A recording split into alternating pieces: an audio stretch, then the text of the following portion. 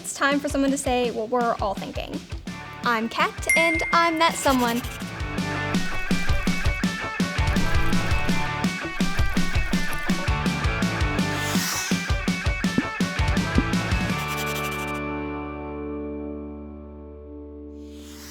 Being a kid isn't all fun and games. How many times has this happened to you? You're in bed and teeth are brushed, more or less. But you can't stop thinking about those cookies in the kitchen. It's tough, right? I've been there.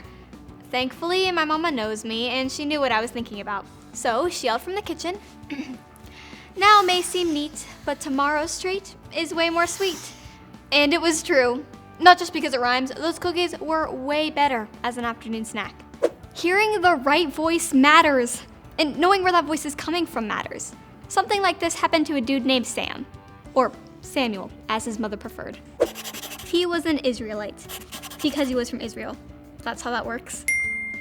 For years, the Israelites didn't have any kings. Instead, God gave them judges to rule. But the time of the judges was coming to an end about the time that Sam was birthed? Begotten? One second. Hey, Mama. If someone's born in Bible times, do you call it just born? Okay. Yeah. No, I didn't. Mama, I gotta go. No, I'm talking about God. Well, I'm proud of you too. Samuel was born, and his mama was thankful because she prayed so hard for a child. So thankful, she made sure he grew up serving the Lord. Sort of like your parents bringing you to church, because that is where you live now. Sam served under the leadership of a priest named Eli. I don't know exactly how old he was, but I'm guessing he was like my papa's age. Yeah, I said papa, so Eli and his sons were in charge of serving God at the tabernacle, which is where the Israelites worshiped God. But for some reason, his sons didn't follow God like they should. One night, as Eli and Samuel were getting ready to sleep, a voice called out Samuel's name, and Samuel thought it was Eli. So he went to Eli and said, "Here I am," he called.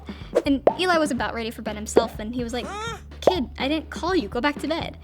Samuel was probably pretty confused. So Sam's back in bed, but then he heard the voice call out again, "Samuel!" Sam was like, for sure that's Eli this time. So he goes back to Eli and says, "Sup?"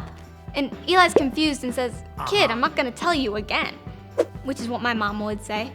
So Sam's back in bed when he heard the voice one more time.